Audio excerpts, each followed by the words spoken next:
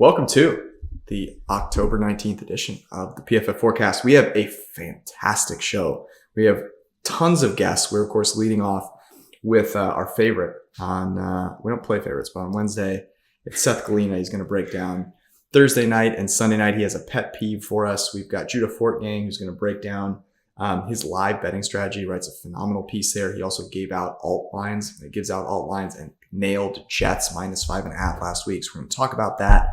Really great debut on the podcast. We have a special segment where we have a specialist on teasers. A little bit of humor being brought in with Zach Tantillo. And we're going to close it out with our lock of the week with Tej Seth. And you've been waiting for this. Maybe not. But I'm going to read my DMs. Raw, uncut, unfiltered. I have purposefully been waiting. I have not responded to anybody on Twitter just for this podcast so that I can go through them and talk about them. That'll be to close out the pod. Let's rock.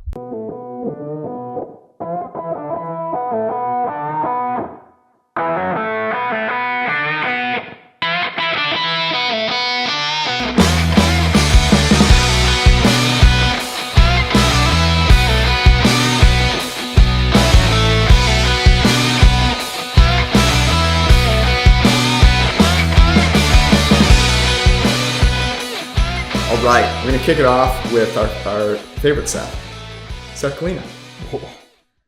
Seth, you got two Seths on the show, so that's... I know. Yeah. But he's, his last name is Seth. So yeah. I'm getting away with, the first... Among people with last name Seth, Tej is my favorite. He's a better quarterback. Is that fair? Let's not get into it, man. I don't want to. I don't want you guys to test my manhood this early in the show. Yeah, it's a little. We'll get there. Seth Galina, who, if you do not follow, you're missing out, because not only is he well educated from a football perspective, but gives tremendous life lessons on social media. A member of Canada, wearing a very Canadian flannel on the pod right now, and claim to fame has many, but currently helps the best in the business prepare for Thursday and Sunday Night Football. And by that, I mean Chris Collinsworth and Kirk Herbstreit. So he comes on every single week and breaks down both those matchups. It's been a lot of fun. Let's start your Saints, Seth, because everyone knows, people in Canada, big fans of the New Orleans Saints, are going to Arizona. Arizona 2.5-point favorite. Cliff Kingsbury is in a casket. The lid is slightly ajar. And DeAndre Hopkins is returning. Where do you start with this game? Yeah, I mean, well, first of all, I want to say the fleur-de-lis, which is the New Orleans Saints logo, and a symbol of New Orleans in Louisiana, also a symbol of the province of Quebec, which is where I'm from. So there is some connection there. Okay. So yeah, I didn't want to say it out loud. Yeah, well, as long as you welcome said to Jets Anyways. Twitter, Seth. So yeah, I think, you look at this game, I could talk about the Saints for 3 hours. Won't do that. Let's talk about Kyler Murray, because I think this is Kyler Murray and Cliff, like you mentioned, because this is the end if they don't win this game, right? So Kyler Murray, I think my theory on him is just, he's obviously a relatively unique quarterback in the types of things that he could do. There's a little Russell Wilson in there somewhere. Mm-hmm. I think as I've looked at his career, when the Cardinals are winning games, he is making plays outside the pocket. When the Cardinals are not winning games, it's because he's not making plays outside the pocket. He is basically our lowest graded passer from outside the pocket, out of structure. I think he's third lowest to be specific on outside the pocket pass plays this season. And the Cardinals just can't move the ball at all. Now, you're hoping that getting DeAndre Hopkins back, getting kind of like a bailout type of receiver back in this lineup that they haven't had, not just this season, but also the end of last season, that can help them, A, outside of structure plays, but also B, just getting the ball down the field, which they've also had trouble creating explosive plays. So they're banking. I mean, Cliff Kingsbury's like career almost is banking on getting back a top 5 receiver and them being able to do really anything on offense, because they've been horrible recently. Real quick on that. Obviously, DeAndre Hopkins, one of the best, receivers of the decade. Is it really as simple as just he's that good, or what does he also just enable you to do? Does he create space for other guys? Just like, what is his impact, and how is he a force multiplier to make everyone better on this offense? I think it helps. They're having such a hard time pushing the ball down the field, and some of that, sometimes the receivers are open and Kyler's just missing, and that could revert, that could bounce back just naturally. But I also think one of their issues that probably they don't have a fix for this year is the fact that when they want to push the ball down the field, they don't have this one-on-one sideline player. AJ Green is not that type of player anymore. He used to be. Marquise Brown, who's injured but who had played in DeAndre Hopkins' spot for the first 6 weeks of the season, is not that player either. So when they want to push the ball downfield, we're talking about having to take deeper shots on plays where you have to read something out. It's not just, okay, is the safety in the middle of the field? I'm going to throw a one-on-one jump ball to my favorite player. This is, I got to read it out. I have to wait for someone to make a safety to jump up, and then I throw it over the other safety, etc. They don't have the tackles to do that right now. Humphreys and Beachum just not getting the job done, getting beat clean often. It's not very good. And then the kind of multiplier with that is Cliff wants to not have his running back as part of those protections, which means you have a lot of 5-man protections. This is the air raid offense. So you don't have a lot of time back there if you're Kyler Murray. They can't get the ball down the field. Obviously, if he was making plays outside the pocket, yeah, maybe we wouldn't be talking like this, but he's not. So just getting DeAndre Hopkins back helps you at least say, hey, we can throw a jump ball on the sideline. Hey, we can do this down the sideline. A comeback, a jump ball, something down the field, a go ball, it doesn't matter. Something down the field where it's not this timing read. It's just really 1, 2, 3. And if I have a one-on-one, I take it. So I think that helps them. That is where he becomes a force multiplier. Obviously, if you want to put 2 sets of eyes on him, a safety and the corner, that can open up stuff on the other side of the field as well. So I guess if you had to put your money on it, are Kyler and Cliff going to turn it around, and thinking about this matchup as well, and will this be a game that they can take advantage of it?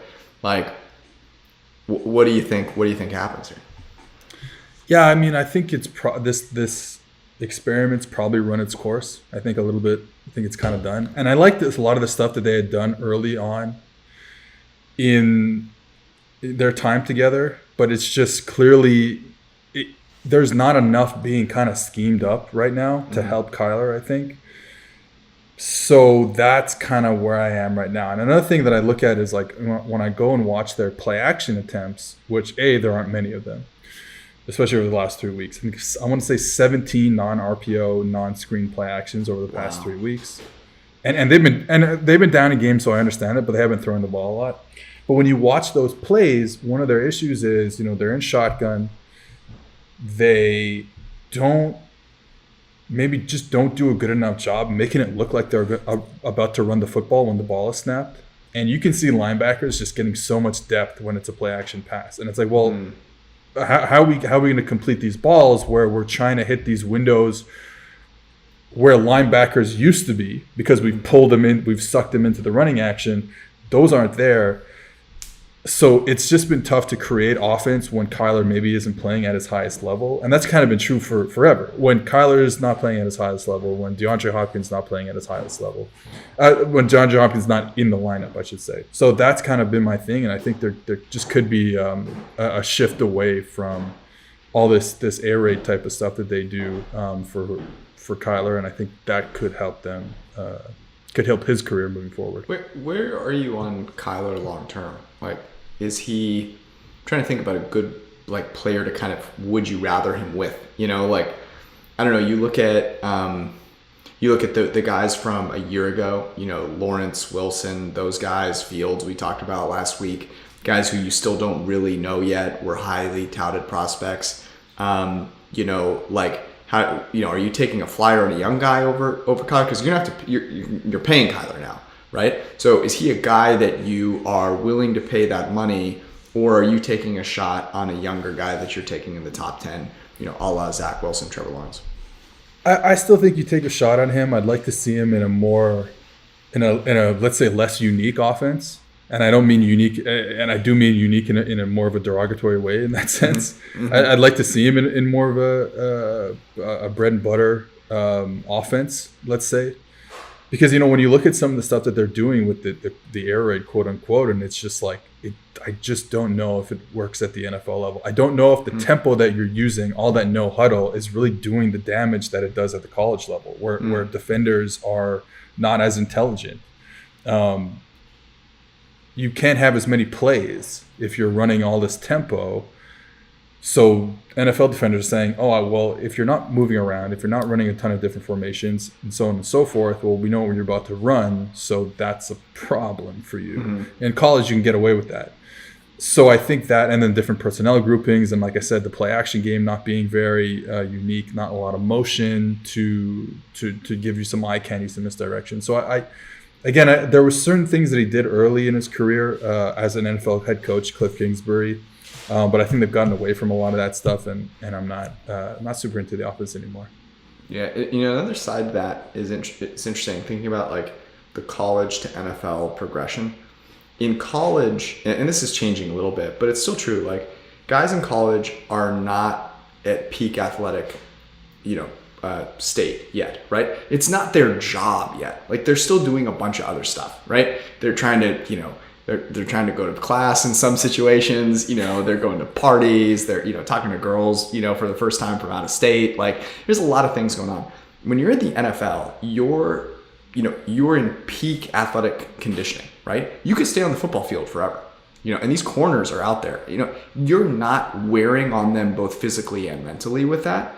Whereas in college, like these guys are new to this whole thing, and you're really preying on a lot of their kind of weaknesses. And in the pros, like, yeah, you want to put me on the field for 90 straight plays? I gotcha. You're just running the same play over and over again. We managed not to talk really at all about the Saints, so maybe you'll bring them up here. What's the biggest matchup, advantage, disadvantage here that you're watching in this game?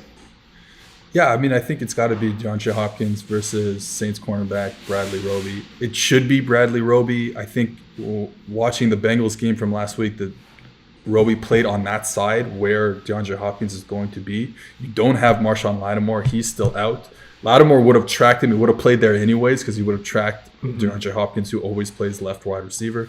So he would have been there anyways, but now it's going to be Bradley Roby. I would imagine it's possible they bring Paulson Adebo to the other side. Either way, this is the matchup that you got to look at and say, hey, if the Cardinals can win this matchup, they can start moving the ball a little better. Now, obviously, like they can't run the football.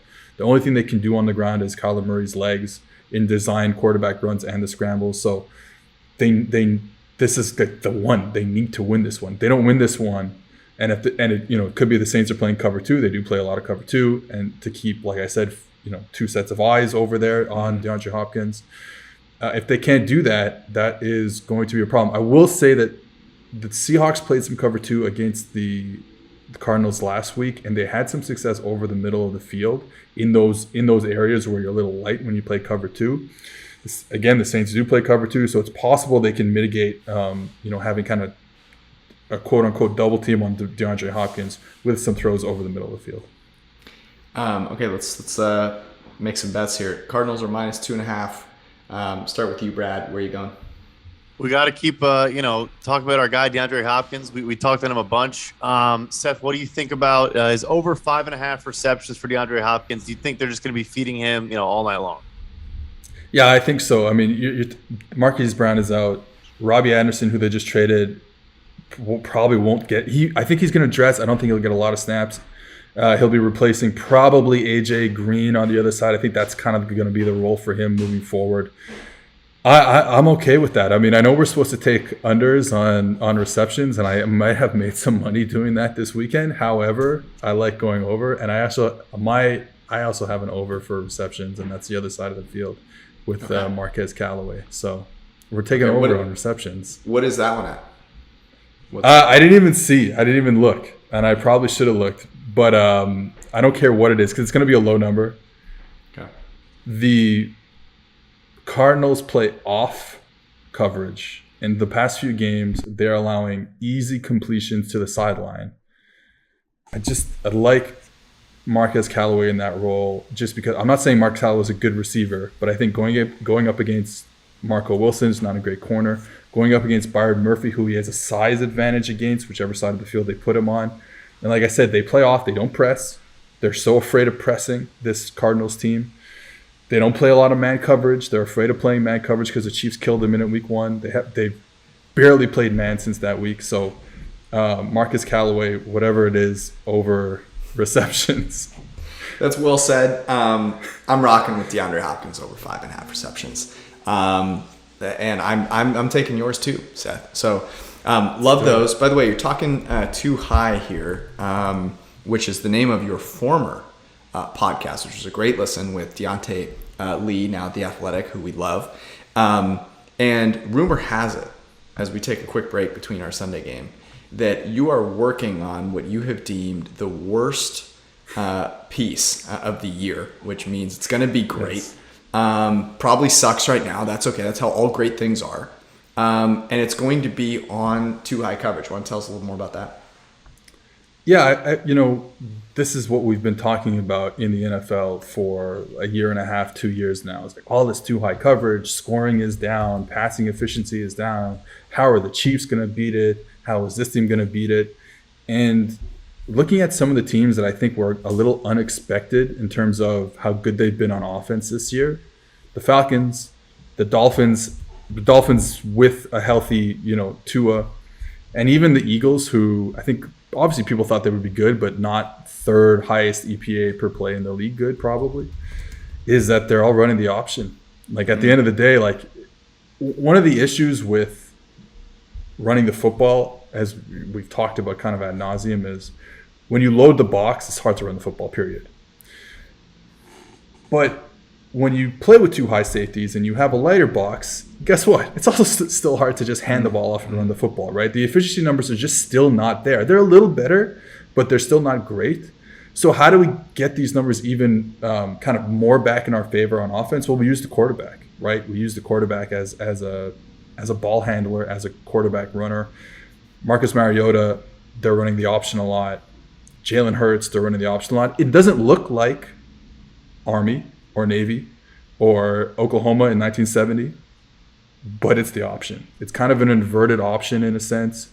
You saw it on Sunday night. The Eagles absolutely killing the Cowboys with A.J. Brown into the flat, wide open. It's option. Reading the end, reading the overhang.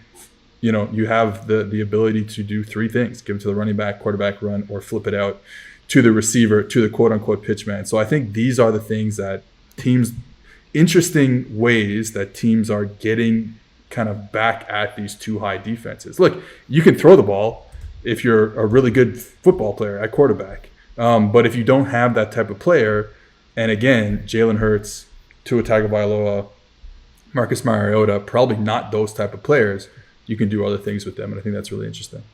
Yeah, that really does sound like an awful piece of content. So thankfully you got it out here and we don't have to read it now. All jokes aside, looking forward to very much reading all of the work that you do have time to put out, and we'll dig into that more next week or whenever it is that you do publish it. But you mentioned Tua's on Sunday night.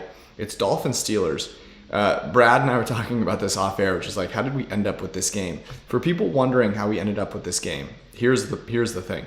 The Steelers rate really well. So when you think about how they're putting together the schedule, people at NBC are going, hey, we need some Steelers games. By the way, they have a rookie quarterback. Now, it's not going to work out for them because he's in concussion protocol, but that's kind of the thought process here. And the Dolphins, getting all of those players, they have a decent fan base because of all their historical success. So this game, even though it's not particularly sexy from a football perspective, there's a ratings reason why this is here. Let's talk a football reason that is of interest. Seth, where do you start with this one?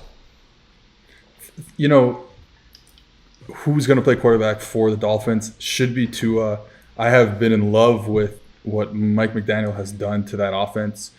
When you watch it, you see the elements that made him and Kyle Shanahan successful in San Francisco, but from the shotgun. Like that's been really one of the biggest differences is, hey, we want to keep Tua comfortable. We're going to put him back in the shotgun, unlike what we did with Jimmy Garoppolo. We were more under center. I think I looked it up. It's about the 49ers the past 3 seasons were about 10% under league average in terms of shotgun rate, and the Miami Dolphins this season are 10% above league average in terms of shotgun rate. And it allows them to do what I just talked about, and that's like read defensive ends, get outside the pocket that way, and kind of like, again, run option football to kind of mitigate what they kind of don't have at quarterback. The other thing that I love watching is, and this was true in San Francisco, these guys, Kyle Shanahan and now Mike McDaniel, they are so good at getting their quarterbacks good looks over the middle of the field. They get guys open over the middle. It's the shortest throw, right in front of you, but it's the toughest throw because you have people in front of you. But they are so good at creating those openings, and you're seeing it again with honestly whoever's been playing quarterback for the Dolphins. Third thing that I'm really interested in is that I've been interested in with the Dolphins offense is that their uses of personnel. They've done what, again, it's kind of what San Francisco has done to a certain degree, but they're playing in formations. They're playing with a fullback. They're playing with 2 tight ends because you have Mike Gesicki, who's like, one hybrid type of player, though Gesicki is being asked to block a lot more. And what's that doing is it's giving their quarterbacks better looks, just like what happened in San Francisco. When you put a fullback on the field, defensive coordinators get nervous. They don't give you too high. When you play with heavier personnel, when you play in tighter formations, they don't give you as much too high. That helps your quarterback, especially when the 2 outside receivers getting these one-on-ones are Jalen Waddle and Tyreek Hill. So I think McDaniel's just done a masterful job. And, we'll see who's healthy in the Pittsburgh secondary. I think it seems like there might be, even though they had a good game against Tom Brady of all people last week, I think there's still ways to get at them if they're going to be as injured as they were last week. Yeah, so, we just talked about Tom Brady and Mike Evans, talked about DeAndre Hopkins. Now you mentioned, kind of the small speedster Tyreek Hill and Jalen Waddles. And do you think, again, not saying that DeAndre Hopkins is not going to be always an incredible player, but if you're trying to attack over the middle of the field and you have these guys that can run crossers, that can win, create yards after the catch, like, is that kind of one of the counters that I just kind of steal a paragraph out of your article is basically what I'm asking? Yeah, I mean, look, there's a million ways to do this, and I think, like, the guys like Mike Evans That's and your DeAndre lead. Hopkins. There's a million ways to do this, and I'm going to start with number 1. Estimated read time, 6 months. Yeah, that's I'll be done the article in a few weeks. So yeah, look, you're always gonna want players on the outside who can win one-on-ones, and those players are important. Now, the funny thing with Tyreek Hill especially is that he can win one-on-ones on the outside because he's a really good football player. But yes, you also get those routes over the middle of the field where he can separate. But I think there's always going to be, it's tough because when you look at guys like Hopkins, like Mike Evans, those are elite players. They can also separate on the same type of routes. Maybe not as well as Tyreek Hill, and not a lot of people can do that stuff as well as Tyreek Hill. But not to bring him up again, but like a guy like Marquez Callaway, who's an outside receiver, he can do like one thing well. I'm not sure what that thing is, but I'm sure he does it well. But he can't do like that and the other thing, right? So that's where you want these complementary receivers. I think, when we just talk about the top receivers, they tend to be pretty good at a lot of things. You're kind of seeing it with A.J. Brown in Philadelphia. This is a relatively different offense than what he was doing in Tennessee, where he was running these slants and short posts and all that stuff. And he's doing a lot more, and he's just as successful because he's a really good player. So yeah, I think you can find ways to make it work with an elite receiver, and the Dolphins happen to have 2 of them. And like Gesicki's okay too. Gesicki's really not bad as a receiver. His inline blocking is slapstick comedy. So if you're into that sort of stuff, I highly recommend it. But he is a useful player for them still. All right. So biggest, I have a feeling I know where you're going here, but biggest matchup or mismatch advantage that you see in this one is what? Yeah, I mean, it has to be, again, I don't know what the health of the Steelers secondary is. They played well against Tampa Bay. However, Tom Brady was missing a lot. Tom Brady was like, there were some really, really nice balls down the field, but there was a lot of just like simple stuff that he was like putting in the dirt. So, if Tua's not going to be doing that, and who knows, what his health is, what his level of play is, but if he's not going to be doing that, I think that the Miami pass catchers versus the Steelers secondary is the matchup that you want to look at. I had a feeling that's where you were going to go. All right. Bets on this one. We've got Miami favored by 7. Brad, where are you going with this one? Yeah, so 7 is a lot of points, but I do love Miami and a couple teasers, bring them down to 1 point. I just think they're going to win this football game. You look at Pittsburgh. They obviously won that miracle game last week, but they converted, I want to say, 5 3rd and 10 pluses. It was a bit of a fluky game. So I'm looking at different ways to tease the Miami Dolphins. I think they win this game.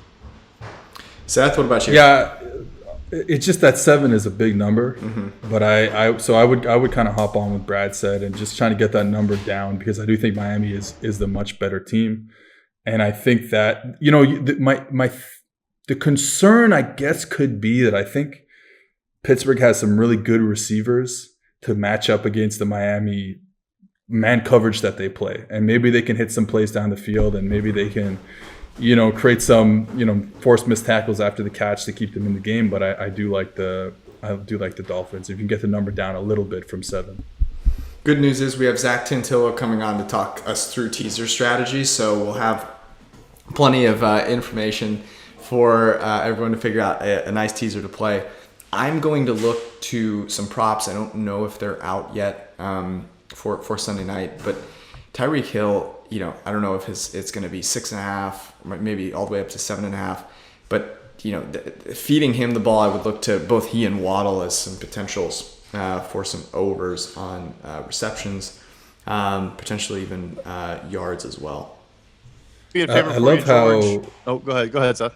I was just saying, I love how it's all we've talked about. On all I've done for the past week is go unders on receptions, and then come on here. And now with you two guys who are supposed to know what you're talking about, so you guys better know what you're talking about. And now we're going over on receptions for a bunch of players. I'm ready for it, though. Here's the thing. When our model that you can get access to on PFF.com and PFF Plus with a PFF Plus subscription, 25% off, promo code FORECAST, I might add, has been really on the money with receptions props. Overs on receptions props that are higher. Think about DeAndre Hopkins, think about Tyreek Hill. Where it's printing money is on these unders that are in the low, 3.5, 2.5 range. Now you can't just pick like 1 or 2. You've got to really flood the zone there. But when you do, you're going to take advantage of it. I really think it does have something to do with the fact that teams are not really offensively figuring it out yet, to your point, Seth. We'll get you out of here on this. You are a man of many peeves. A pet peeve for you this week that you'd like to rant about? All right, so last week I ranted a bit about how some people get upset when a tight end has to block a defensive end and he gets beat, and we say, oh my God, why are we having tight ends block defensive ends? And I explain why it has to happen for other things to make sense schematically. Kind of going to do the flip side here, which is that sometimes you're going to have to drop your great edge rusher, your great defensive end, great defensive tackle into pass coverage. Yes, sometimes he's going to get left out on an island and a speedier receiver is going to get him. It's going to happen.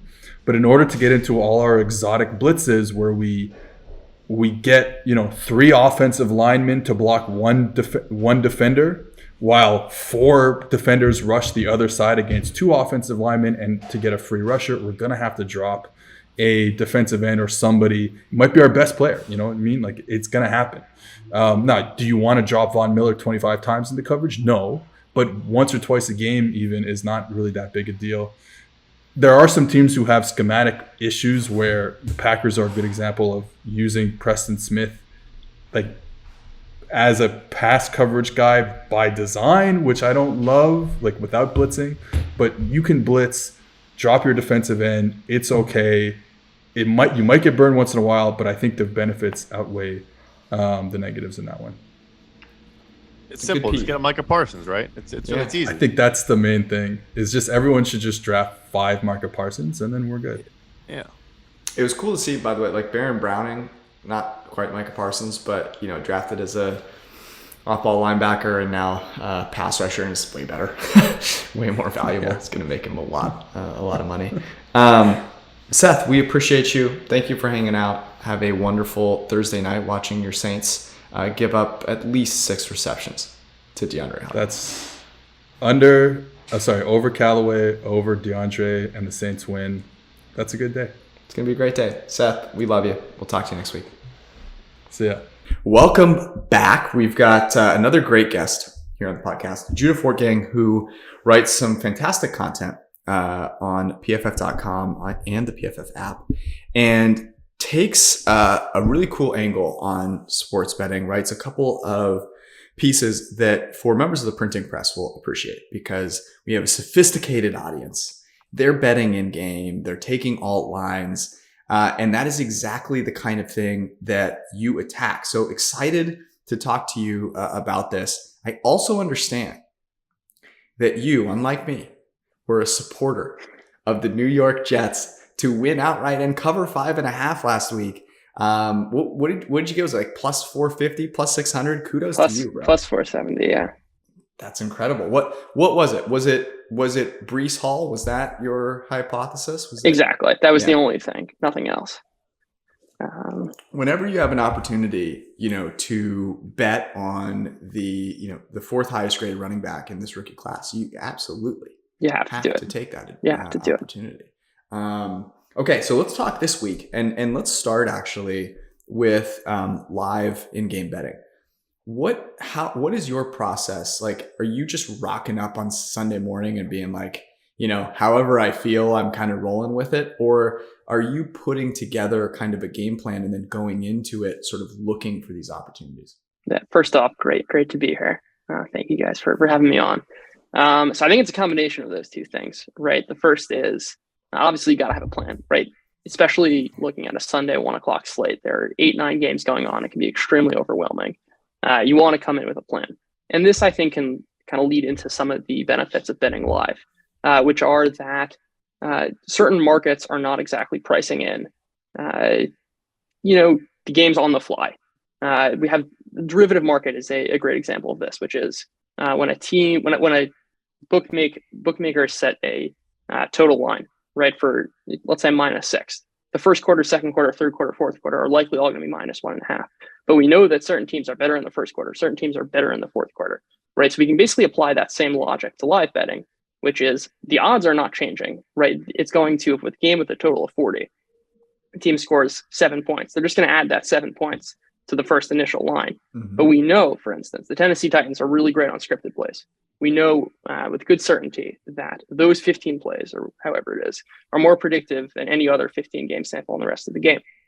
So we can essentially take that and use that information live and say, okay, let's bet the live under, because the market is still pricing in that initial game line without taking into account that actually the Titans are going to play well in the first couple of drives. That should be built in, but the market doesn't really have the capability of team adjusting. That's kind of one angle. The second is you kind of do have to let it rip, which is that like football information changes so fast week to week and even from game to game, right? A good example for this week, let's say, is Dak Prescott healthy or not? Can we rely on his, arm being 100%? We'll be able to pretty much tell within the first couple of drives if he has that same zip, if the thumb's still bothering him. And in that sense, you kind of have to give it a feel. But I think overall, coming in with a plan, which are the teams that are going to, come marching back? Are the Lions going to roar back like they always did in 2021? Are the Eagles going to continue to let teams back into the game? Right? Like certain teams have legitimate tendencies, which are specific to those teams that the market is not necessarily pricing in because it doesn't really have those capabilities. It's really interesting. And, it's hard to go in, like, I don't know, me personally, I always feel like the 1:00 slate, I'm just trying to keep up, man. Like I'm honestly like just hoping I don't miss a touchdown and trying not to like let Scott Hansen like drain all of my, intelligence out of my ear. I love Scott Hansen, but the dude is a lot for a whole Sunday. Yeah. And so, interestingly, most of the live bets that I place are in primetime games because you have that ability to sort of focus on the game and how it's played out. And going into it with a game plan, it's something that I've tried out because of the content that you've created, where it allows you to be less like, oh, I have to watch this game the whole way through to have confidence in placing a bet. And I can kind of say like, hey, if it gets to this spot, then I'm going to place a bet because of what I know already about the teams. And I think that's super interesting. The Titans are a really, really good example. And, I think was it the live under, maybe the first time they played the Colts actually, a couple of weeks ago. And that, they got out, was it, 14-7 or something like that, and ended up finishing 24-17, right? Yeah. The line got up to like 52.5, 54 there. Ryan Tannehill, I took some all at the unders. Exactly.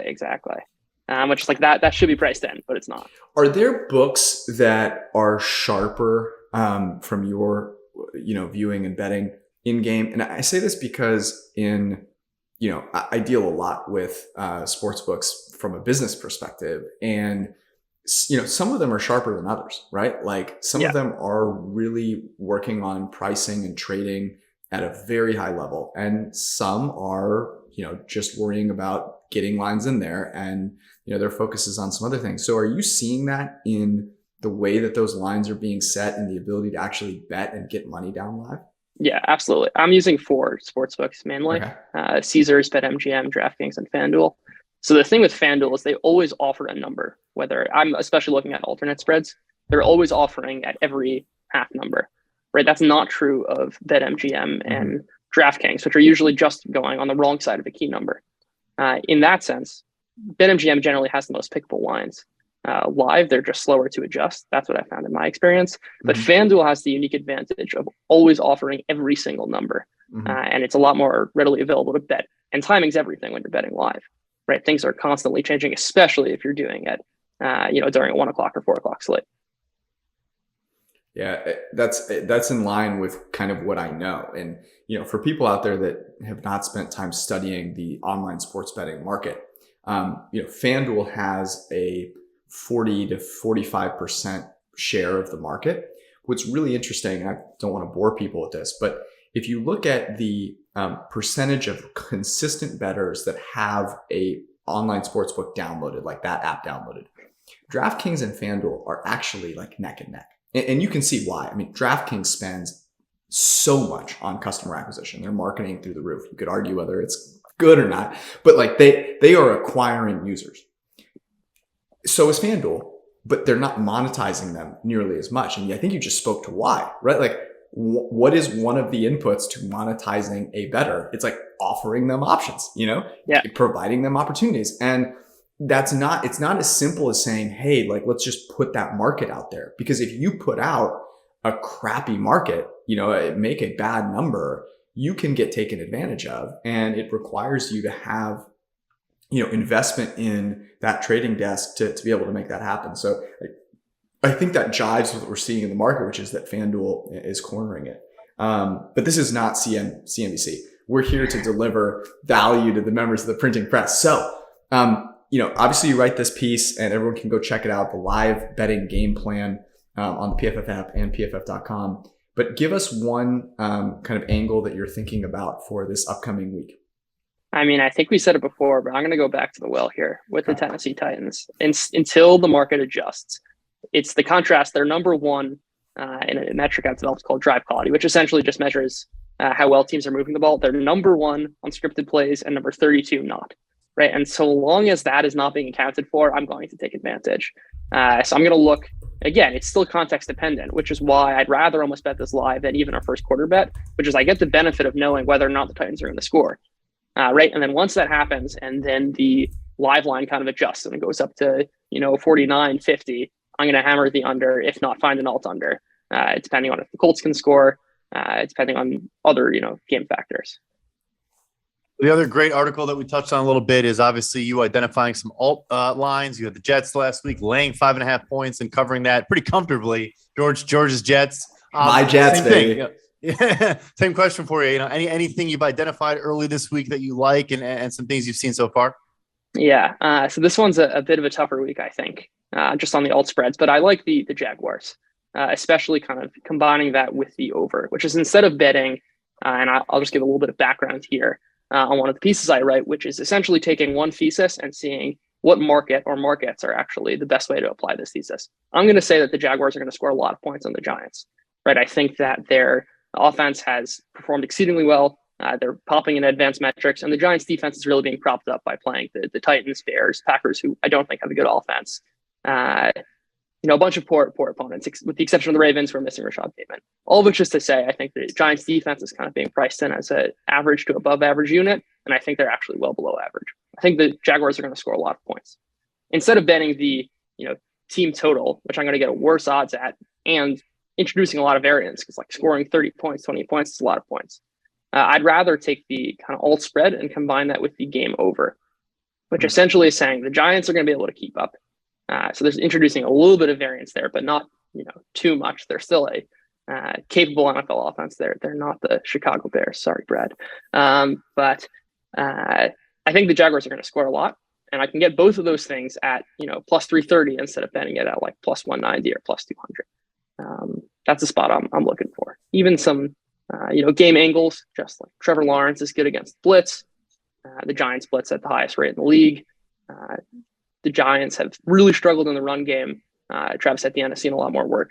It's really popping in, Tej Seth's rushing yards over expected model. Mm-hmm. I think they'll be able to move the ball on the ground, move the ball in the air, combine a whole bunch of things. And I'd recommend checking that out on the PFF app for the full recap. I like that. Alt spread and total. And I'll be Giants fans. We're not all spoiled like you. Sorry. Go ahead. Yeah. Not everyone's hanging banners. I was going to say that, George, it pains me just as much as it pains you growing up a Giants fan and, having all of my friends be Jets fans and having to back the Jets. I feel your pain. I was happy to see the Jets last week, not just because of the alt line that you gave out, but I play in a couple of different forms of pick'em leagues, and I was a big Jet supporter last week, and I have Jets over 5.5 with I think it's my biggest position on win totals. So there you go. As much as I don't think that drafting a particular running back in the second round is the key to that over hitting, I was excited to see him scamper for 80 yards on that touchdown run. What I was going to ask you is how you feel about this live angle. Which is my Niners are playing against the Kansas City Chiefs.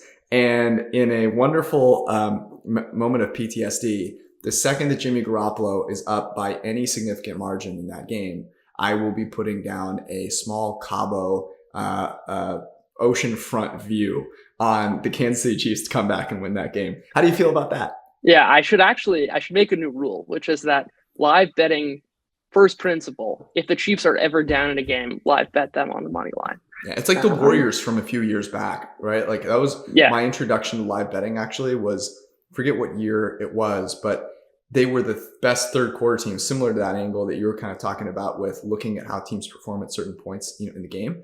They were so good in the third quarter, and you were like, I'm just going to bet them when they're down at halftime or down in the second quarter. Yeah.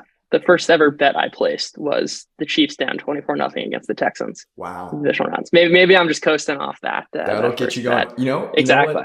Let me tell you. So the first big live bet I placed was the 28-3 Patriots game, Super Bowl. I had so much on the Patriots pregame, and I am in a pit of misery at halftime. And I said, look, here's the deal. I'm either going to be really happy or really pissed. And so I just doubled down. I took Patriots money line. I took Patriots some spreads, and I was happy after that game. It doesn't get better than that. One more for you tomorrow night. I know there's a lot of injuries, a lot of question marks about this game, but you mentioned scripted plays and how good Tennessee is. I know Arizona is pretty much the opposite. and really struggles early in the game. Then kind of has some hero ball from time to time from Kyler Murray, but nevertheless, I think New Orleans actually is also kind of the opposite, more like Tennessee. Anything you're seeing in tomorrow night's matchup? Yeah, I mean, I'm going to be watching DeAndre Hopkins. I think on-off splits are generally pretty noisy, but they're pretty telling. DeAndre Hopkins with Kyler Murray. Like even just looked at the first half of last year when the Cardinals really succeeded. And again, lots of different contextual factors, and they're generally noisy. But I'd like to see if they can especially get the deep passing game going. That's something that's really been lacking for Arizona. But again, it's kind of a lot of injuries. As you said, the Cardinals generally came back last week, kind of gave me a little bit of pause seeing how horrific they were against the really bad Seattle defense. I'm going to kind of wait and see. I want to see how the offense looks, but nothing imminent. Love it. Judah, this was great. We're going to have to make you a consistent part of the forecast. You've been a member of the printing press for a while. Judah Fortgang, what's your Twitter handle so people can go follow you? At throw the damn ball, That's spelled DAM. Yeah. So he gets retweeted by a bunch of people that members of the printing press will be familiar with, including myself, but creates some fantastic content and is a must follow if you are betting on the NFL. So we appreciate it. Thanks for hanging out, and we'll talk to you next week. Yeah, great to talk to you guys. This is a new segment. I don't know if I've ever been this excited for a new segment. We talk a lot about teasers on this podcast. Members of the printing press know. And maybe you didn't know that we have someone that is a teaser specialist at PFF. He also happens to be our head of social media, runs the PFF Twitter account, among many other things that he oversees. So this guy is a legend in his own right. Zach Tantillo, live from Alabama, who dominates in the teaser space. Zach, welcome to the podcast. Appreciate it, George. It's been a long time coming. From taking timestamps down, coming on as an intern. I felt like this is where I'm supposed to be today, to tell the people about teasers and to win some people some money. You really have come a long way. I mean, you learned. The good thing is that you learned from the best. Now, I understand, however, that you're going to be educating us a little bit about how to properly tease a game. Now, here's the thing. Betting is new in America. And so people may not know. Now, most of the members of the printing press, well educated, but we have new listeners. I'm sure many are coming in because they follow you, right? And so they're here. They want to make some money, as everyone can see from your background. Clearly, you're making money here. So explain. The first thing I'd like you to do is explain what a teaser is, and then your methodology. How do you tease games? I actually being from Alabama, you don't really get a ton of betting exposure, sports betting exposure naturally. So I did come in late to the game, and it was love at first sight with teasers. You're playing around on the app, and the next thing you know, I can move the lines. And essentially, that's basically what a teaser is. You can move the lines a little bit for a little less odds, and it does take a little bit of if you do it correctly, you can win big. It is a quintessentially better I want to say it's not as possible as a parlay, but I think when done correctly all the time, you can win some big money. And my biggest thing when I am teasing games is it's right behind me. It's when in doubt, tease it. So that's just my philosophy for anything. Why not take those extra points? And a lot of people ask me, Zach, that's just, George, actually, you've gone on record not liking my strategy. Saying oh, Zach, you're teasing through zero. You're not teasing through the key numbers. Here's the thing, George. No one's ever won a bet by betting with their head. You win a bet by betting with your heart and betting with your gut. And so that is my number one philosophy when betting teasers.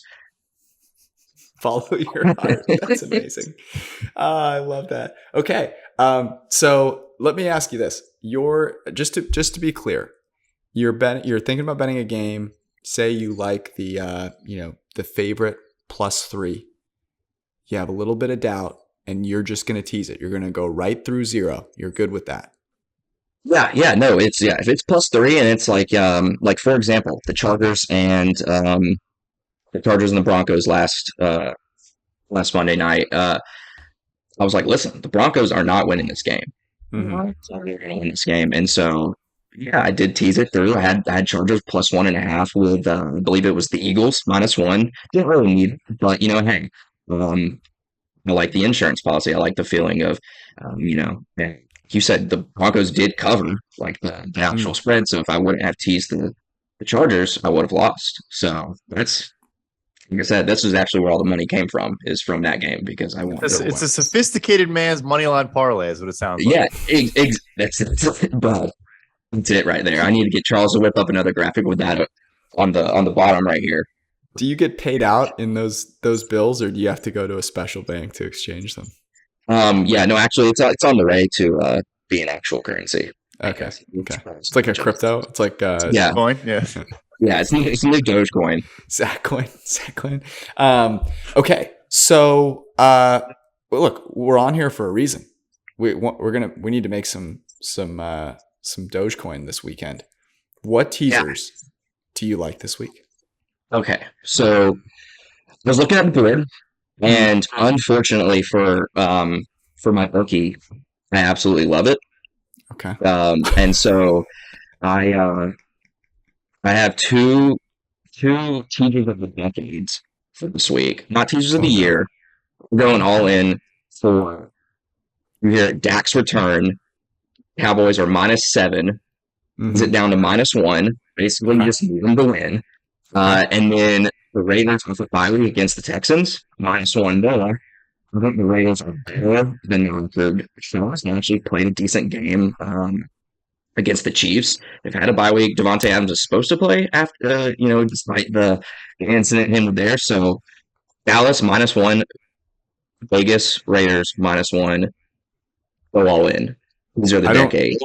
I thought I was going to hate that more. No.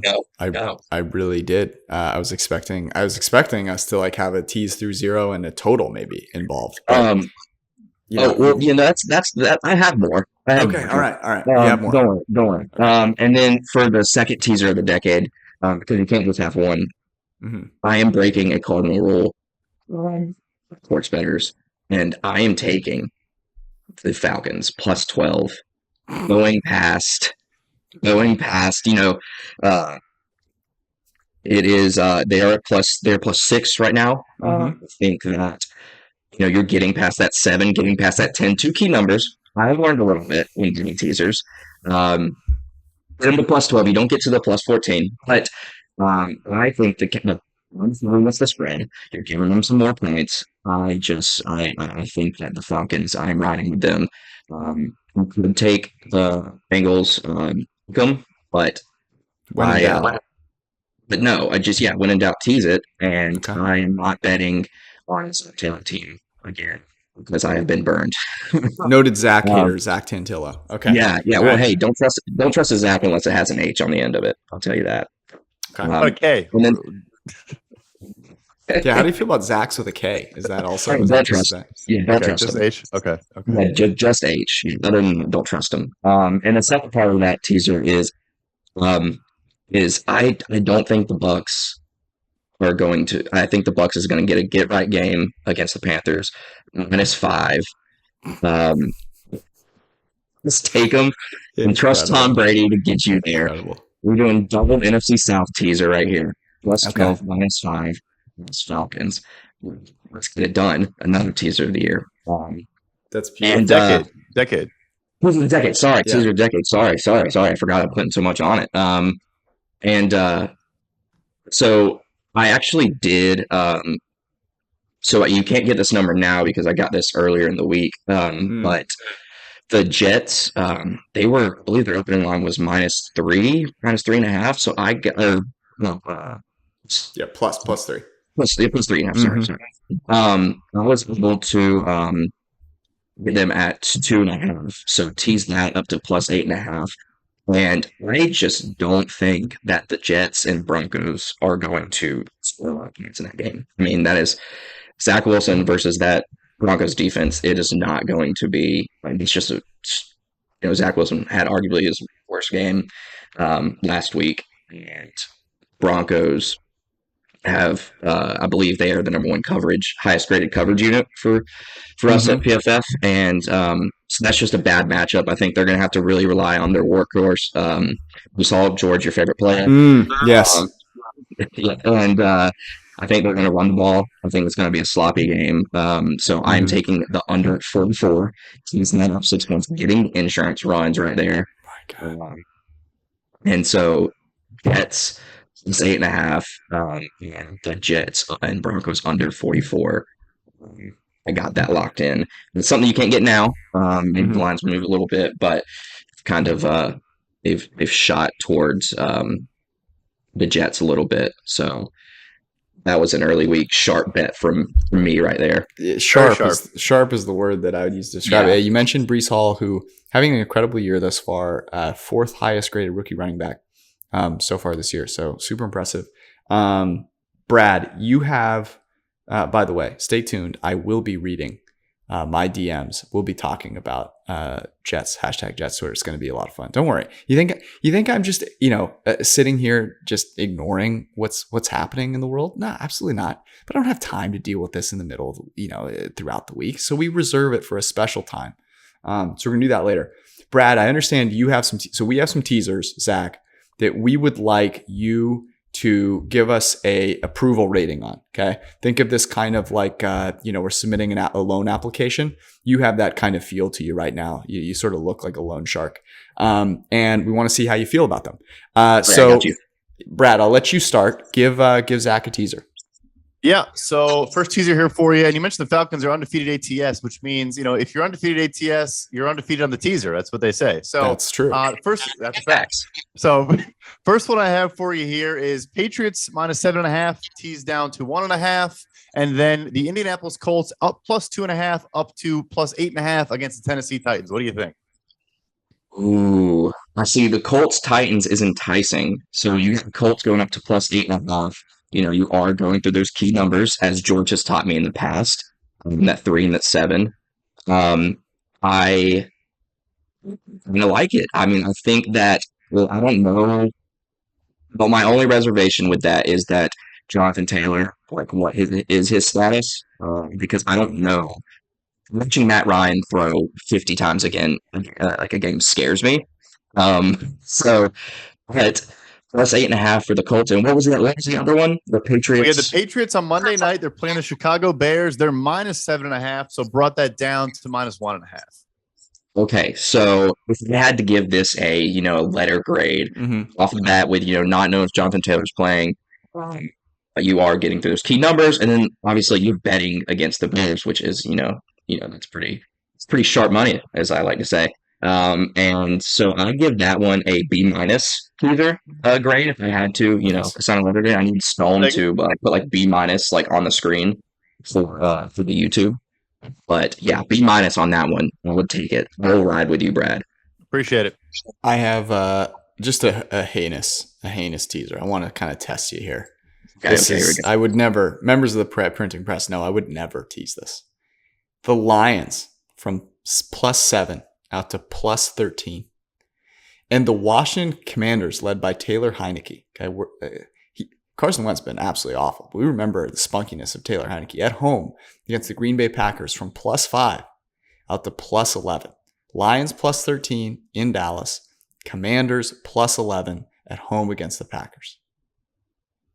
I mean, George, I know you said you don't like it, but here's the thing: like, Lions are coming off a bye week. They are. They're getting DeAndre Swift back. That Dallas defense is, it's pretty tough. It's one of the best in the NFL. And then getting on the spunkiness, Taylor Heineke is always fun. Like I kind of don't hate it. Okay. Am I creeping up the grading scale here? And I'm like talking through myself with the grade.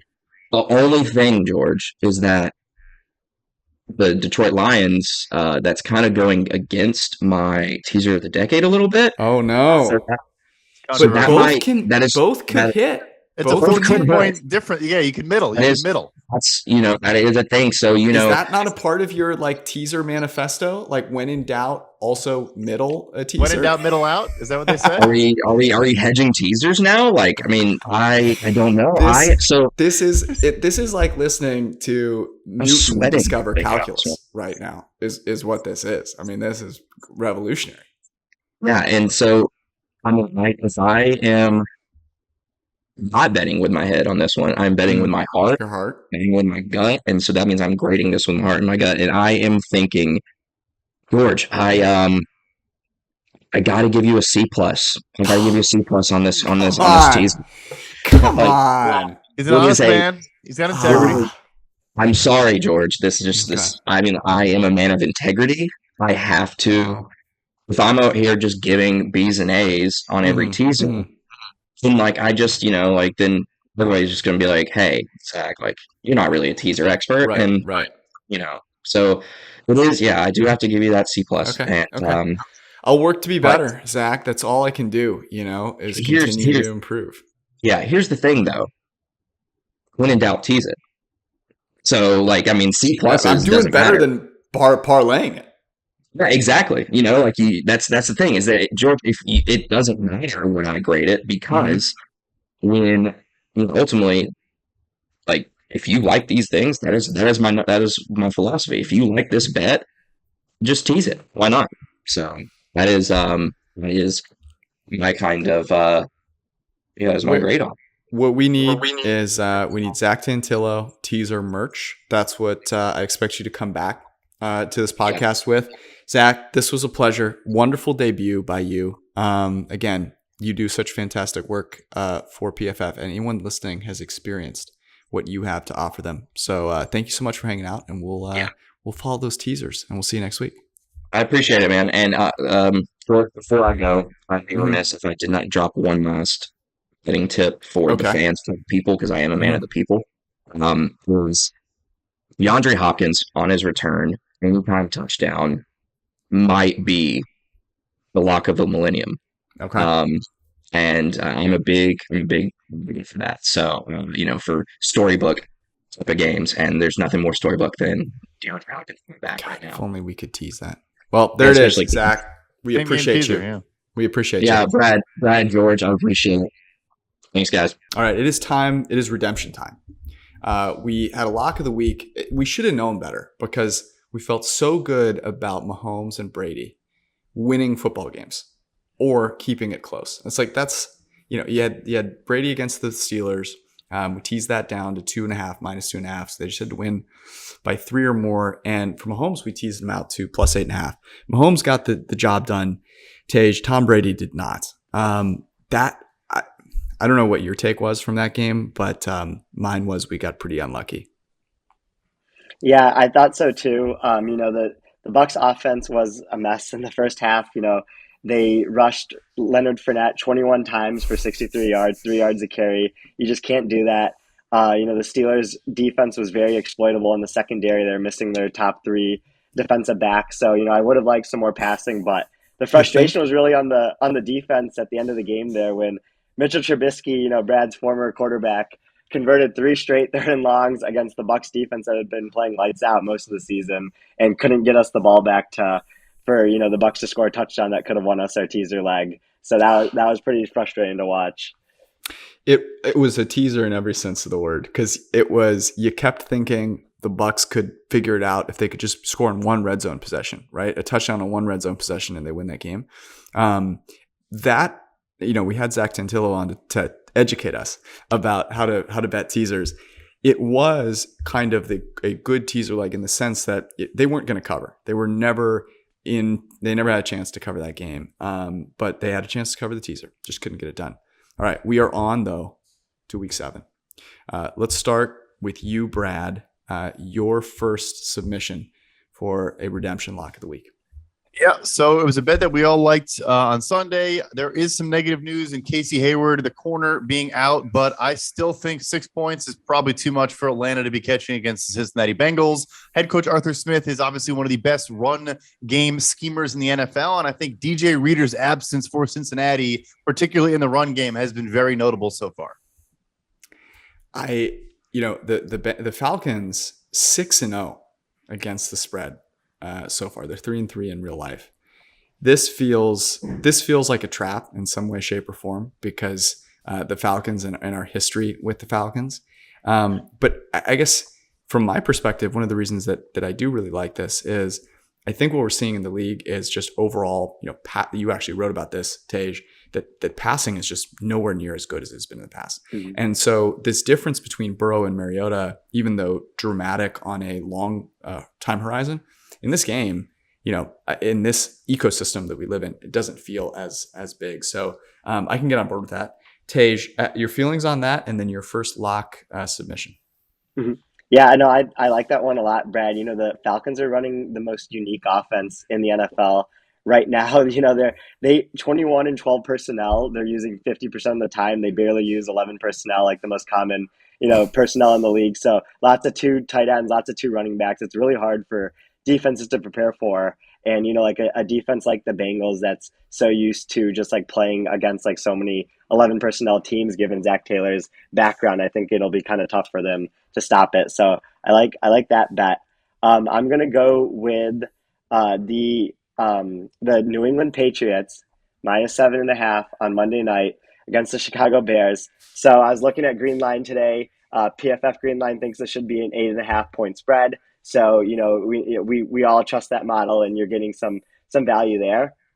And the difference in like what these two teams have to offer right now. Like the Patriots defense ranks sixth in expected points added against. And like Belichick's specialty, throughout his whole career has been taking apart quarterbacks who are indecisive decision makers that tend to hold on to the ball in the pocket a long time. And that's what Justin Fields has been this year. Fields ranks 26th in EPA per play and has a 57.1 PFF grade.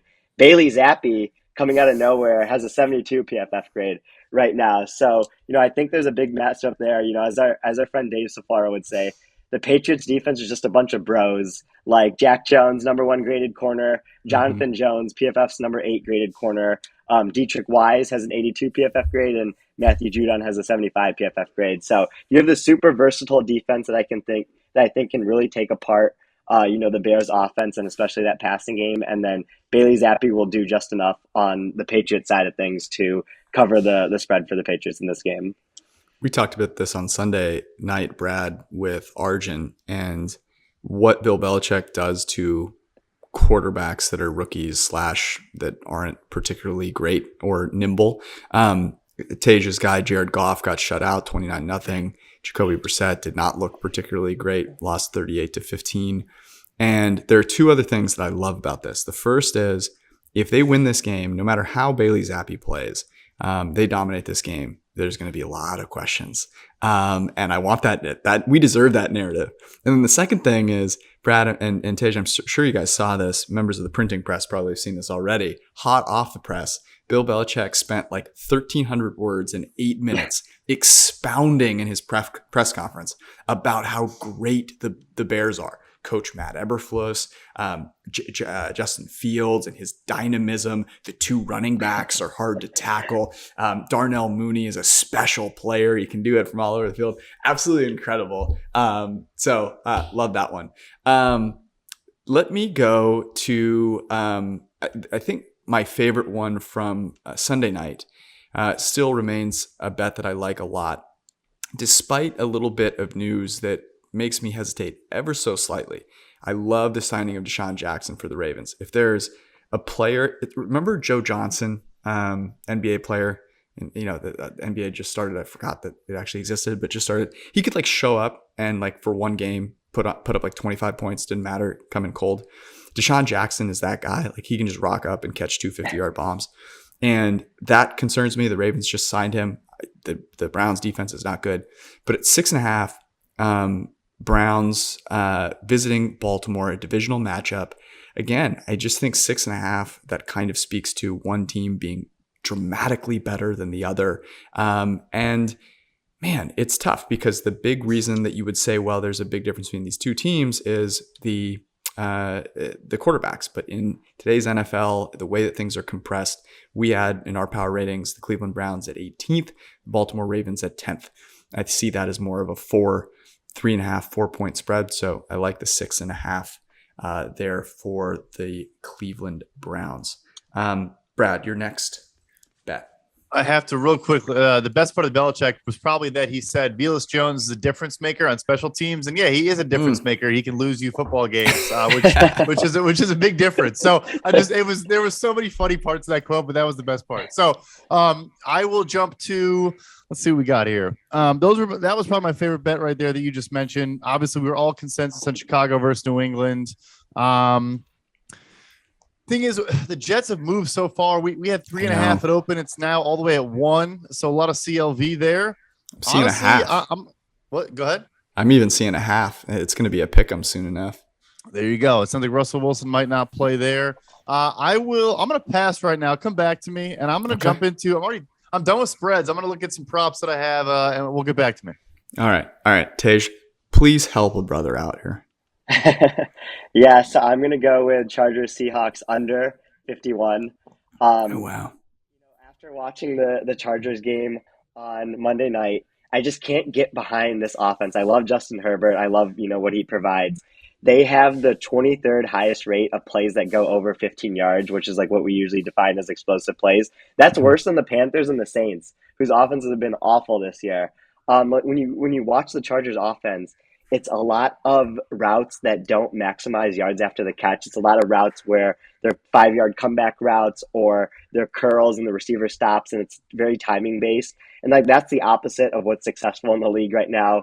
When, Josh Allen is throwing, bombs to Gabriel Davis, Stephon Diggs, they can run after the catch, or the Kyle Shanahan offense where they get yards after the catch. So I don't really like the Chargers offense right now. When they go up against Seattle's defense, who's been really bad this season, they did show some life last week, holding the Cardinals to 9 points. And while Cliff Kingsbury is like his own separate level of bad, Joe Lombardi's not a good offensive coordinator either. So there is a spot for Seattle's offense Seattle's defense to slow down the Chargers offense. And on the other side of things, one of the things that I think PFF's models do a good job of is holding on to preseason priors. And so Geno Smith is still power rated as the 18th best quarterback in PFF's model right now because, he came in pretty low into the season. He's been playing really, really well. But, eventually there is going to be some regression to the mean and to kind of what we've seen from him during his career. So, it kind of started last week. They only scored 12 points on offense. So maybe that continues in this game. So I like, Chargers, Seahawks under 51. My next bet is actually in that same game. And, but is the spread on this game. Again, I'm with you in the Chargers offense does not look great. The same thing, interestingly, that we talked about heading into the season, which was Joe Lombardi taking Justin Herbert with one of the 3 best arms in the entire world and then having him dink and dunk his way down the football field. One of the problems, of course, for the Chargers is they're pretty banged up. Keenan Allen expected to be back in this game. I don't know how much you trust Keenan Allen coming off of a hamstring injury, but I'm going to go ahead and say that even if he remains healthy for this game, he hasn't been doing a whole lot of conditioning. So I don't think he's going to play the full complement of games. And I think about a matchup on the other side of things. This is probably the most surprising thing, that we've seen thus far. J.C. Jackson, there's only one corner in the entire league who is graded worse than J.C. Jackson. You think about what they brought in, what made you excited about the Chargers preseason. It was all the additions, what their defense had. But you then take away J.C. Jackson. You take away Joey Bosa, who's on IR. And then you look around the field, and yeah, Derwin James is still a top 10 graded guy. Khalil Mack, 87 PFF grade. But no one else sticks out. And DK Metcalf, I think quietly perhaps still is dominating. Geno Smith, the second highest graded quarterback in the NFL thus far. Again, this is a game where these teams, what separates them is not that much. Obviously, the quarterbacks long-term are dramatic, but right now in this moment, I don't feel that it is nearly as much. So I like taking what you've just said, Tej, on the under. Those 6 points now worth a lot more in a potentially lower scoring game than it would be in a shootout, and taking the Seahawks plus the points. Brad, have you had an opportunity to find us some winners here? Yes, definitely. Yeah. So a prop that I love for tomorrow is Taysom Hill under 32.5 rushing yards. I think it's a massive overreaction to him kind of, winning him a football game a couple weeks ago and breaking off some big chunk yardage plays. But, Alvin Kamara is now back to pretty much fully healthy. I don't see him continuing to produce at this level on the ground. I like that play a lot for tomorrow night. Yeah, it's that game is actually really interesting. I have a bet that I'll wait on. I don't want to mess up the order. Tej, you're up next. Mm-hmm. Yeah, no, really like that one, Brad. I also have an under rushing yards prop to give out, and this is something that our friend Ben Brown put out a couple weeks ago. Was if you bet unders on rushing props and receiving props, you're going to be up this season. And so when I do my rushing props article every week, I give out 2 unders and 1 over. And the 2 unders have been hitting at like a 85% rate, and the overs have been hitting at like a 50% rate. So I really like rushing unders this year, and I'll go with Brian Robinson under 56.5 rushing yards. Using PFF's rushing yards over expected model, he has a negative 1.34 rushing yards over expected right now, which is 52nd out of the 54 qualifying rushers. I think that this is a game where you're not going to get as positive of a game script as the Commanders got last week going up against the Bears, where they were kind of in that game the whole time, and he barely got over, getting to 60 yards. And so this is going to be more of a negative game script. He's not going to get the 17 carries that he got last week. So that's why I think he's going to go under the 56.5 rushing yards in this game against the Packers. I have a prop for you folks as well. This might be I have 2 props that I love that I've been holding on to here. I don't know which one I like more. Okay, but I like this one a lot. Thursday night, return of DeAndre Hopkins. No Marquise Hollywood Brown. Marquise Hollywood Brown was getting the ball fed to him. I mean, absolutely just delivered at every moment. He's out. DeAndre Hopkins is back. I don't have the exact splits on Kyler Murray with and without DeAndre Hopkins because those split stats, there's a lot of confounding variables in there. But let me just tell you this. Kyler Murray is a better quarterback. They are a better offense with DeAndre Hopkins. It's not as if he has been injured. Let's remember that. He is in great shape. Okay, he is fresh. Over 5.5 receptions, plus 119. And then here's the kicker there. Marshawn Lattimore may or may not play. He's out. He's out, George. He's out officially now. This is why we have you on the podcast. Okay, right, fresh off the press to our members of the printing press here. He's out. Okay, so then you think about who he's going to be matched up with, and how they've played this season. We know that corners are cornerback and coverage in particular, a weak link system, right? So you take out their best player. Now it's even weaker across the board. The thing is, they don't move DeAndre Hopkins. He always stays out there on the left. So here's the thing. He's going to go up against Bradley Roby or Paulson Adebo, both of whom have a 50 PFF grade or worse. So I like that advantage for him quite a bit. And, you think about what Cliff Kingsbury is up against right now. There is talk of him abdicating play calling, for the team. Let's just be clear.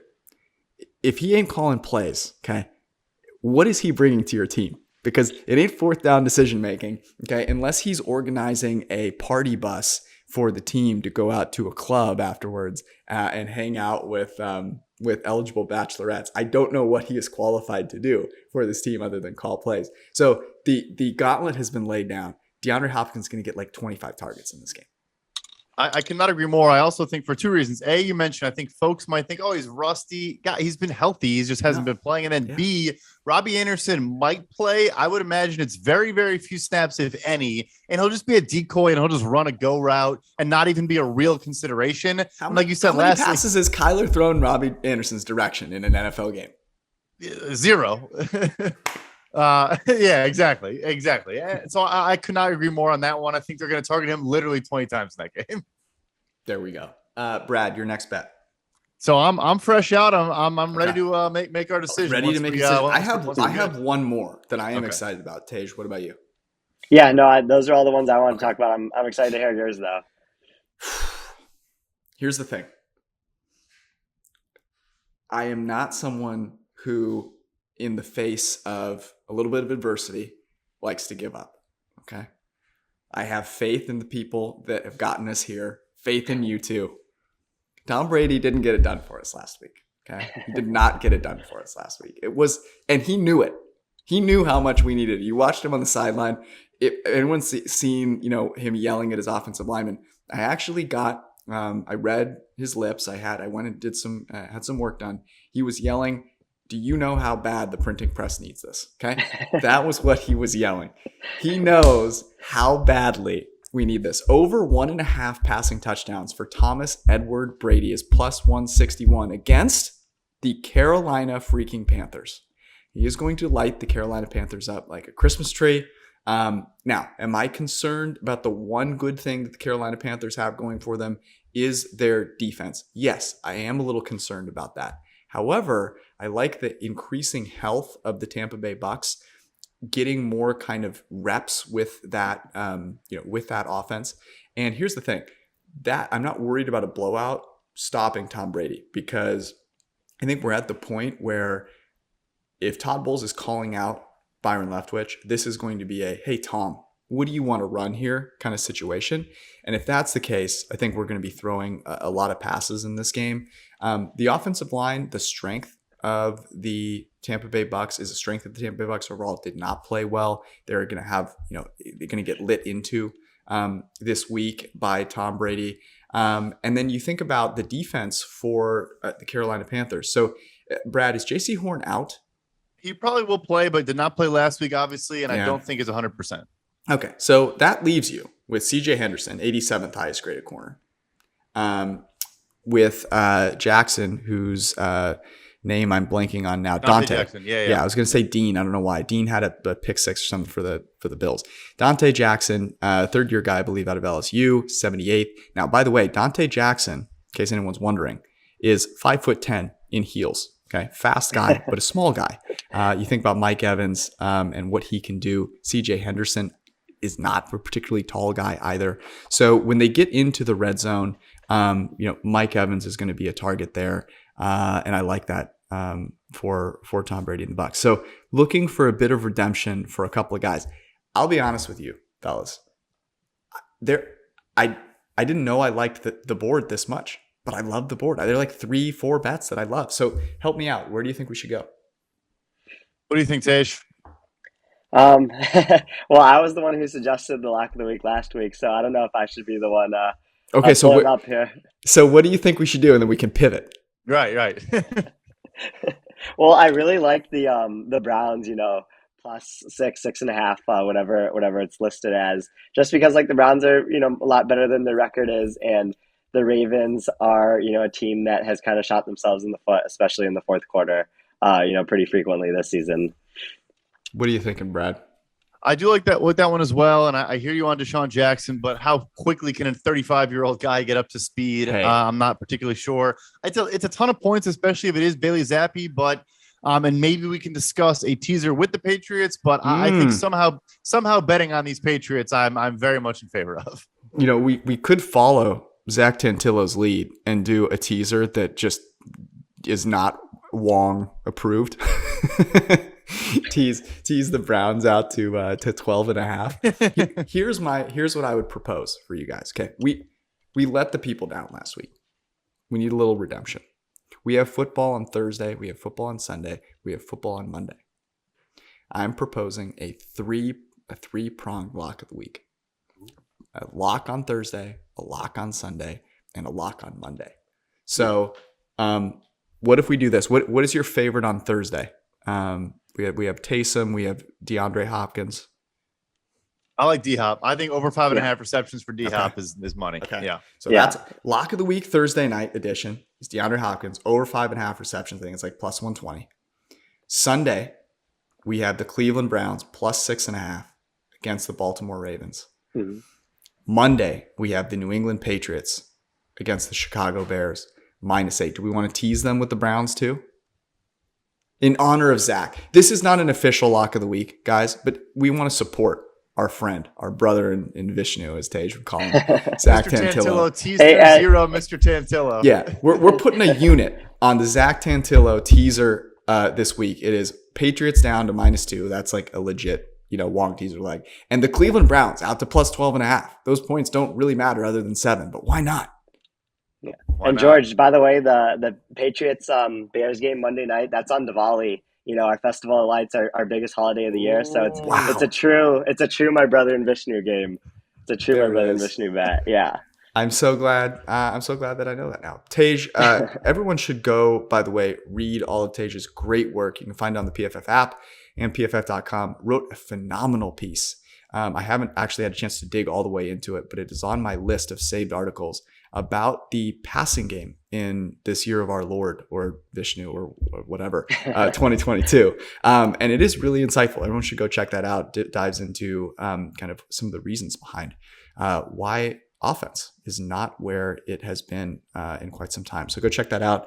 Follow him on Twitter as well. Tej, go practice well. I understand that you have a very important game that you're preparing for. So go practice. We will catch you next week, brother. Thank you. Yeah, thanks for having me on. A brief reminder before we get to our next segment that no house advantage. That's exactly what they do. They get rid of the house advantage, which of course you don't want to have to deal with, and allows you to have a lot more fun playing not traditional pick'em contests. Your shot at winning $250K in cash. Here's how it works. Download the No House Advantage app, choose a contest, select a bunch of player props, and earn points for correct picks, and climb the leaderboard for your shot to win big money every single day. You can also test your ability versus the house to 20x your entry if you hit all your picks. Bet on up to 5 player prop over-unders or individual matchups across every sports league. And by the way, the NBA is back. You didn't know about this, but they're back and you can play. And No House Advantage, the Major League Baseball Association, still apparently playing baseball games. So you can bet on them as well. MMA, NASCAR, PGA, and the whole list is there at No House Advantage. Use promo code FORECAST at nohouseadvantage.com or the app to get your first deposit matched up to $25. Also, DraftKings, our friends at DraftKings, have a wonderful opportunity for you. They're an official sports betting partner of the NFL, which is good to know. And they want to help you win big with touchdowns, big plays, and anytime your team wins. So here's how it works. Bet $5 on any team to win, any NFL team to win, get $200 in free bets. They also are offering boosts on stepped up same game parlays, which are a ton of fun. And now you can get even better odds on them. So go to DraftKings Sportsbook, download the app now, use promo code PFF, bet $5 on any team to win, and then get $200 in free bets at DraftKings Sportsbook, an official sports betting partner of the NFL. Minimum age and eligibility restrictions apply. See the show notes for more details. Also, our friends at Symbol. They're like a stock market for sports. You go buy shares of your favorite teams, and you can watch them go up and down. You collect a dividend when they win games, and you can trade them. You can sell high, buy low. I don't know. There's potentially, someone might say we're in a recession, on the way to recession. I don't know if that applies to the sports stock market, but you can go give it a try. Symbol, SIMBULL, download at the App Store, use promo code FORECAST, and receive a free team stock valued at up to $150 when you sign up. That's a decent amount of money. I would take advantage of that free cash. Use promo code FORECAST at Symbol, SIMBULL. By the way, I mention this a lot. I'll just mention it again, but you can get 25% off a PFF Plus subscription with the promo code FORECAST. Go download the app right now. It is continuing to get better. There's a new player props view. It shows you all the player props. So it's so much easier than having to go onto PFF.com. New things being added at a very fast rate, plus all of the great content that you're so used to seeing on PFF. Go get the PFF app now. Get 25% off a PFF Plus subscription with promo code FORECAST. All right, Brad, we've reached the end of an incredible podcast because we went through no internet. I had no power, lost it again. We've been recording for like multiple hours. You ate dinner during this. I did a radio hit, and it feels like we have to end this on the right note. That's some good guess. I think the right note is for me to read some Jets fans' DMs. What do you think? Got to give the people what they want. City Hall, Hall of Notes, Brees Hall. Don't care what hall it is. Okay. We're going to have some fun with this. So For anyone that doesn't know, here's the deal. After the draft happened, I made a point that trading up to draft a running back, which is what the Jets did, is not a smart move. And, obviously Jets fans are very frustrated with this take because they're winning games, kind of despite Zach Wilson's play, interestingly. I'll get to that in a second. But Breece Hall is rushing for some big yardage. And so they're hanging the banners. They're letting me know about it. And they've sent me some really good content. I'll just say this, Jets fans, I love you. This is fantastic. I don't often get the opportunity to log into Twitter and just laugh. Oftentimes you log into Twitter and you're like, oh my God, this person again. But you guys are great with content. Steelers fans, there's a little bit of repetition with what I'm hearing from Steelers fans. Steelers fans use the word clown a lot. Jets fans, you do that too. I would mix it up. I want to hear some more creativity. But you've done a wonderful job of getting everybody mobilized. I like that. Some good photoshopping as well, which I really, really like. So it's been great content thus far, and I want to share it with the world. Before I do, though, I want to point out a couple of things. I'm not going to sit on here and go, oh yeah, I was completely wrong, because I'm not. Here's what I will point out. It's not about whether Breece Hall is good or bad. I think Breece Hall is an awesome player. I love running backs. Running backs are like my favorite position because they're so freaking athletic. But let's go take a look at the highest rated rookie running backs. And you will notice a couple of names, Dameon Pierce, who was drafted in the 4th round, Kenneth Walker, who was drafted after Breece Hall as well. The point is with running backs, it's about the system that is there. And what's interesting about the Jets is they have the offensive system that has come from San Francisco. You know who's rushing the ball really well for San Francisco, Brad? Jeffrey Wilson, Elijah Mitchell, name a UDFA here. Jeff freaking Wilson is out there. And if you look at some of the data, and this is not meant to be bashing anybody, let me be really clear. The point is that offense and scheme can make a athletic running back, of which there are many, look really good. The other thing that I want to point out, and this is hard to talk about because it's kind of like, it sucks because you want these players to do well and make money. But you don't know about Zach Wilson yet. Like, I would ask Jets fans, how confident are you Zach Wilson's really good? Because if you watch these games that they're winning and you're like, yeah, I'm really confident he's good, maybe watch the games again. Like, you don't know. Let me think about a team that is in the news right now that had a really good running back. I would say the best running back in the last 5 years, Christian McCaffrey. And where are they at right now? Right? They paid a running back a lot of money without a quarterback, and they're trying to dump him for pennies on the dollar, and they have no future. It's really bleak there. So I'm not trying to be morbid there, but that's kind of the whole take on this. And, I even said, hey, they'd be better off drafting Malik Willis. And everyone goes, well, Malik Willis hasn't played, yada, yada, yada. And the reason I said that is if you don't know about Zach Wilson, you don't have a quarterback, nothing else matters. And so I'm taking shots there. And you know what, the last time a team was really mad about selecting a quarterback in the 2nd round, it was the Eagles with Jalen Hurts. So, not to go do revisionist history, but let's pump the brakes here for a second. So anyways, that's my point. Overall, really excited about the Jets. I have their over. Love what Robert Saleh is doing on defense. Sauce Gardner, phenomenal pick. Garrett Wilson looks like an absolute stud. So keep the Breece Hall stuff coming. I love it. Here are my DMs unfiltered. Okay. So I have about 400 DMs right now. They're really good. I'm not going to read them all, but we start off with a banger. The letter U, C word. Sure. Good start. We're off to a good Chahrouri.